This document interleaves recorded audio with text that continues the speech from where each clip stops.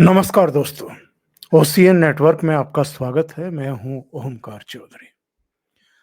मंगलवार को भारतीय संसद में, संसद के भीतर भी और संसद के बाहर परिसर में भी जो दृश्य देखने को मिले, उसके बाद अब किसी को कोई शक, संदेह बचा नहीं है।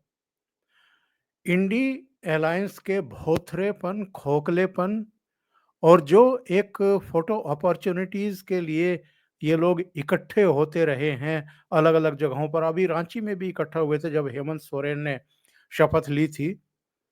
लेकिन इनके भीतर का जो तनाव है, इनके भीतर के जो मुद्दों को लेकर के मतभेद हैं और अलग अलग राज्यों में सीटों को लेकर के और किसको कितनी स्पेस दी जाए या नहीं दी जाए, इसको लेकर के इनके जो अंतर्विरोध और तनाव हैं, वो मंगलवार को पार्लियामेंट के भीतर भी और बाहर भी साफ-साफ देखने को मिले। ये शीतकालीन सत्र 25 नवंबर को शुरू हुआ था और इसके शुरू के 5 दिन की कार्रवाई राहुल गांधी का जो एक शौक है, एक शगल है, एक जो सनक है अदानी को लेकर के, उसकी भेंट चढ़ गए। दोनों सदनों में कांग्रेस के इनके सांसदों ने जमकर के नारेबाजी की। और ये सब क्यों हुआ? केवल और केवल राहुल गांधी के कहने पर।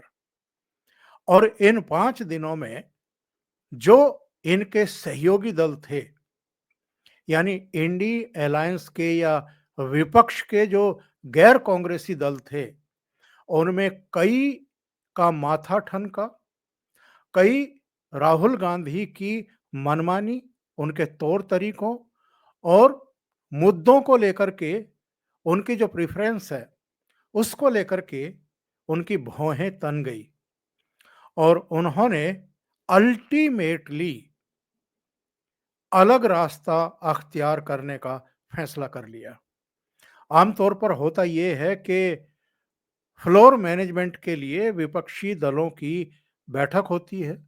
उस बैठक में मुद्दों की पहचान की जाती है, चर्चा होती है आपस में और फिर विपक्ष के तमाम दलों के नेता ये तय करते हैं कि कौन-कौन से मुद्दे हैं जिन पर सरकार को घेरा जाए और किन मुद्दों को किस तरीके से उठाया जाएगा, किस मुद्दे को कौन सी पार्टी उठाएगी, कौन से प्रश्न लगेंगे, वो सारा कुछ तय होता है।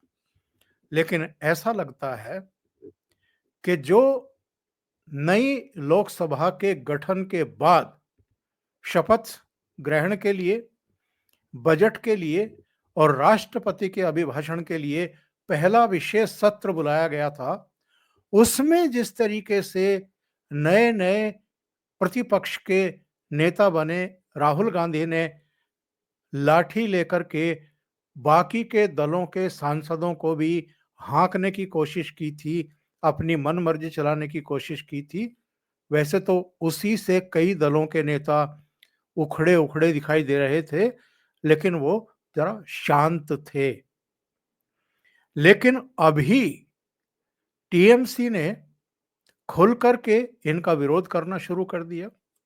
ममता बनर्जी के कई सांसदों ने साफ तौर पर कहा कि हमारे लिए अडानी कोई मुद्दा नहीं है। हम महंगाई के बारे में, बेरोजगारी के बारे में, बांग्लादेश के बारे में, कई दूसरे मुद्दे हैं, उन पर चर्चा करना चाहते हैं। ये रोज-रोज अडानी पर जो है आप दोनों सदनों का पूरा टाइम बर्बाद कर रहे हैं और सदनों को स्थगित करवा रहे हैं। इसी तरीके से अखिलेश यादव ने कहा कि हमारे लिए संभल इम्पोर्टेंट है। उत्तर प्रदेश के और कई मुद्दे हैं जिन पर हम चर्चा करना चाहते हैं। देश के कई मुद्दे हैं जिनको हम सदन में उठाना चाहते हैं, सरकार को घेरना चाहते हैं और राहुल गांधी केवल और केवल अडानी पर सदनों का पूरा टाइम खाए जा रहे हैं। तो मंगलवार को जब राहुल गांधी एंड कंपनी, जो इनके कुछ दूसरे सहयोगी दल हैं, जिनमें अभी आम आदमी पार्टी भी इन्हीं के साथ अटकी हुई है, आरजेडी से लेकर के कई दूसरे दल भी हैं, उन लोगों ने जब देखा कि टीएमसी और समाजवादी पार्टी ने तो अलग रुख अख्तियार कर लिया है और उन्होंने साफ कर दिया है कि हम तो अब पार्लियामेंट चलने देंगे। और लोकसभा स्पीकर ने जो मीटिंग बुलाई थी एक दिन पहले, उसमें भी ये साफ हो गया था कि अब हम सहयोग करेंगे, अब हम बायकॉट नहीं करेंगे, नारेबाजी नहीं करेंगे, हुल्लड़ नहीं करेंगे, बायकॉट नहीं करेंगे, बहिर्गमन करके बाहर नहीं जाएंगे और पार्लियामेंट चलने देंगे। तो पार्लियामेंट चली, लेकिन राहुल गांधी के नेतृत्व में उनकी पार्टी के दल के सदस्य और दूसरे दलों के सदस्य वो बाहर तख्तियां लेकर के मोदी अडानी भाई भाई के नारे लगा रहे थे। राहुल गांधी सबसे अग्रिम पंक्ति में थे और 15-16 पंक्तियां जो पार्लियामेंट के प्रवेश द्वार पर बनाई गई थी, उसमें लास्ट पंक्ति में इनकी बहन और नई नई पार्लियामेंट की मेंबर बनी वायनाड से प्रियंका गांधी वाड्रा खड़ी थी। वहां पर नारेबाजी इनकी होती रही, लेकिन सदन के भीतर संभल पर राज्यसभा में रामगोपाल यादव बोले और लोकसभा में अखिलेश यादव बोलते हुए दिखाई दिए। कुछ और मेंबर ऑफ पार्लियामेंट ने भी संभल और कुछ दूसरे मुद्दों पर अपने विचार रखे। अब जैसे ही समाजवादी पार्टी ने संभल पर लीड ली, वैसे ही कांग्रेस के जो रणनीतिकार हैं, उनके पेट का पानी ढीला होना शुरू हुआ और दोपहर बाद होते होते कांग्रेस की तरफ से मीडिया में ये खबरें दी जाने लगी कि कल राहुल गांधी और प्रियंका गांधी वाड्रा संभल जाएंगे और अपने कुछ सांसदों के साथ, कुछ पदाधिकारियों के साथ जाएंगे। और ये सांसद कौन है? इमरान मसूद जैसे चेहरे हैं, वो बोटी बोटी वाले जो प्रधानमंत्री नरेंद्र मोदी की बोटी बोटी काटने का ऐलान कर रहे थे। ऐसे लोगों को लेकर के अब राहुल गांधी भी संभल जाएंगे। तो संभल के डीएम ने वैसे जिन जिन रास्तों से होकर के संभल तक कोई जाता है दिल्ली से, रास्ते के सभी जिला अधिकारियों को उन्होंने ये मैसेज भेजा है कि यहाँ अभी तनाव है, 10 दिसंबर तक बाहर के किसी भी नेता या किसी भी व्यक्ति को आने के लिए पाबंदी लगाई गई है ताकि यहाँ का जो माहौल है वो खराब ना हो। और समाजवादी पार्टी के करीब 15 मेंबर ऑफ पार्लियामेंट अलग अलग जगहों से चले थे। इनके एलओपी जो विधानसभा में है माता प्रसाद, वो चले थे लखनऊ से, लेकिन उन सबको भी रोक दिया गया। दूसरे दलों के सांसदों को भी वहां नहीं जाने दिया जा रहा है। तो राहुल गांधी या प्रियंका गांधी वाड्रा को भी नहीं जाने दिया जाएगा, ये तो बिल्कुल तय हो गया है। लेकिन अब ये सारे के सारे राजनीति पर उतर आए हैं। कहां तो राहुल गांधी पिछले 5-6 दिनों से अडानी अडानी करके जो है पार्लियामेंट नहीं चलने दे रहे थे, और कहां जैसे ही समाजवादी पार्टी ने अब लीड ली इसमें और संभल के मुद्दे पर राज्य सरकार को भी, केंद्र सरकार को भी, और जिन्होंने भी संभल की शाही मस्जिद को लेकर के याचिका लगाई है और उस पर सर्वे के ऑर्डर हुए हैं, उन सबको भी उन्होंने घेरने का काम किया। वो तथ्यात्मक रूप से कितने सही हैं कितने गलत हैं वो एक बहस का मुद्दा है। उस पर मैंने अलग से एक वीडियो बनाया भी है और हमने और अनुपम मिश्रा जी ने चर्चा भी की है एक प्रोग्राम में। लेकिन संभल का मुद्दा जैसे ही समाजवादी पार्टी ने उठाया, वैसे ही राहुल गांधी और उनकी पार्टी के तमाम इनके सलाहकारों को, रणनीतिकारों को लगा कि अरे ये तो समाजवादी पार्टी ने लीड ले ली संभल वाले मुद्दे पर, तो कहीं ऐसा ना हो कि जो मुस्लिम मतदाता हैं वो जो थोड़े बहुत रहे सहे हमारे साथ हैं, वो भी अब स्प्लिट होकर के और शिफ्ट ना हो जाएं समाजवादी पार्टी की तरफ।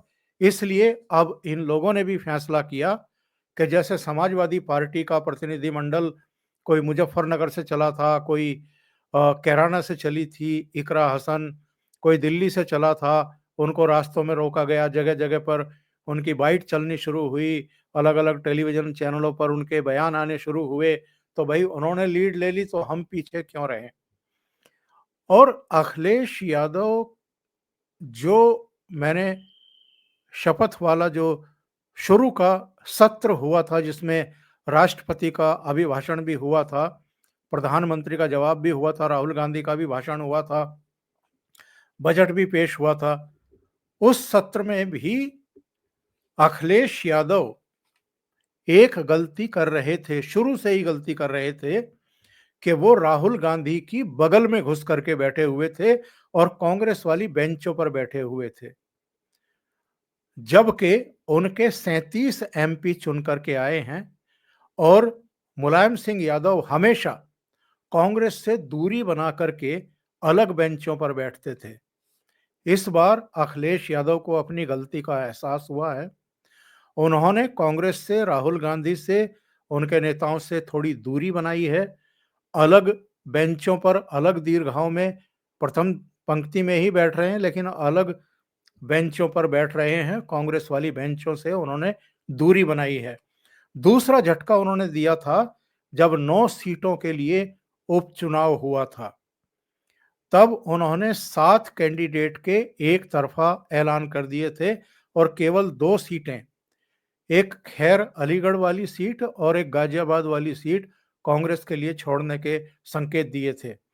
लेकिन कांग्रेस ने कहा कि हम 2 सीटों पर भी नहीं लड़ेंगे, सभी 9 सीटों पर आप ही लड़ लीजिए। तो वो पहला मतभेद दोनों पार्टियों के बीच का खुल करके सामने आया था। विधानसभा की 9 सीटों पर उपचुनाव में कौन कितने प्रत्याशी खड़े करे, इसको लेकर के। और अब तो लोकसभा सदन के भीतर फ्लोर मैनेजमेंट के मामले में ही गाड़ी पूरी तरीके से पटरी से उतर चुकी है। अखिलेश यादव अलग राह पकड़ चुके, टीएमसी भी अलग राह पकड़ चुकी। शरद पवार पहले ही अडानी के मुद्दे पर राहुल गांधी और कांग्रेस के का जो अ, एक एक दिशा है, जो एक ट्रैक रिकॉर्ड बनता चला आ रहा है कि हर मुद्दे पर आप अडानी को ही कोसेंगे, हर चुनाव में आप अडानी को ही मुद्दा बनाने की कोशिश करेंगे। इस पर शरद पवार पहले ही नाराजगी व्यक्त कर चुके हैं।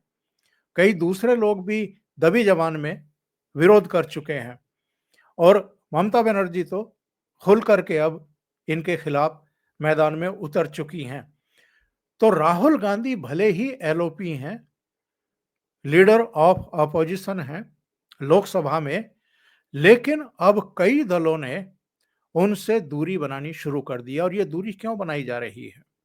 इसलिए क्योंकि अब विपक्षी दलों की समझ में वो बात आ गई है जो प्रधानमंत्री नरेंद्र मोदी कहते रहे हैं। सदन के भीतर भी कहा था उन्होंने, सदन के बाहर भी कहा है कि ये परजीवी बन गई है, कांग्रेस पार्टी परजीवी बन गई है। अलग अलग राज्यों में ये अपने सहयोगी दलों की कीमत पर आगे बढ़ती है और जीत दर्ज करती है। और जहां जहां ये अकेले सीधे भारतीय जनता पार्टी का मुकाबला करती है या मुकाबले में चुनाव लड़ती है, वहां वहां चारों खाने चित हो जाती है। आप महाराष्ट्र का देख लो, 75 सीटों पर भारतीय जनता पार्टी और कांग्रेस का सीधा मुकाबला था और वहां आप देख लीजिए कांग्रेस की क्या गत हुई है और शरद पवार और उद्धव ठाकरे की पार्टी को भी कांग्रेस पार्टी ले डूबी। हरियाणा के चुनाव में आप देख लीजिए, जिसके बारे में संजय राउत ने सामना में लिखा था कि जीती हुई बाजी कैसे हारी जाती है, ये कोई राहुल गांधी और कांग्रेस पार्टी से सीखे। तो बहुत कॉन्फिडेंट थे ये कि हरियाणा में हम सरकार बनाएंगे। पूरा इकोसिस्टम, देश विदेश की जितनी भी ताकतें इस इंतजार में थी कि किसी तरीके से हरियाणा में अगर कांग्रेस पार्टी की सरकार बन जाए तो फिर हम पंजाब से आंदोलन जीवियों को बेखटके जो है दिल्ली तक पहुंचाएंगे और मोदी सरकार की नाक में दम करके रखेंगे। उनको भी झटका लगा। हरियाणा में तीसरी बार भारतीय जनता पार्टी की सरकार बन गई और कांग्रेस पार्टी वहां भी हार गई। और जम्मू कश्मीर में 90 का सदन है, अब डिलिमिटेशन के बाद 7 सीटें और बढ़ी। और 90 के सदन में कांग्रेस के केवल 6 एमएलए जीत करके आए हैं। और ये उमर अब्दुल्ला से 2 कैबिनेट मंत्री मांग रहे थे। उमर अब्दुल्ला ने इनको बाहर का रास्ता दिखा दिया। यहां और हां, वहां डिप्टी स्पीकर भी मांग रहे थे उमर अब्दुल्ला से। यहां अभी झारखंड में 81 का सदन है, 16 एमएलए जीते कांग्रेस के, 2 कैबिनेट मंत्री मांग रहे थे और उप मुख्यमंत्री मांग रहे थे। हेमंत सोरेन ने भी इनको बाहर का रास्ता दिखा दिया। तो कांग्रेस पार्टी जो लगातार डिक्लाइन पर है और अलग-अलग राज्यों में अगर वो आगे बढ़ भी रही है, तो सहयोगी दलों के कंधे पर जिस तरह वो विक्रम और बेताल वाले अंदाज में ये सवार होती है और अपनी वैतरणी पार करने की कोशिश करती है। तो अब सहयोगी दलों ने इनको झटके देने शुरू कर दिए हैं और राहुल गांधी को, भले ही वो एलओपी हैं, लीडर ऑफ अपोजिशन है लोकसभा में, पर इंडी अलायंस के ऊपर जिस तरीके से कांग्रेस पार्टी ने कब्जा कर रखा था एक तरीके से, अब अलायंस के भीतर से ही जो घटक दल हैं वो इनकी लीडरशिप को चुनौती देना शुरू कर चुके हैं। अभी के लिए इतना ही। बहुत बहुत धन्यवाद। अगर आपको ये चैनल और इसके कंटेंट पसंद आ रहे हैं तो लाइक करें, कमेंट करें, वीडियो को शेयर भी करें। अभी तक अगर आपने ये चैनल सब्सक्राइब नहीं किया है तो सब्सक्राइब कर लें, साथ में लगे बेल आइकॉन को दबा दें ताकि आगे आने वाले वीडियो और उनके नोटिफिकेशन आप तक पहुंचते रहें। बहुत बहुत धन्यवाद। नमस्कार।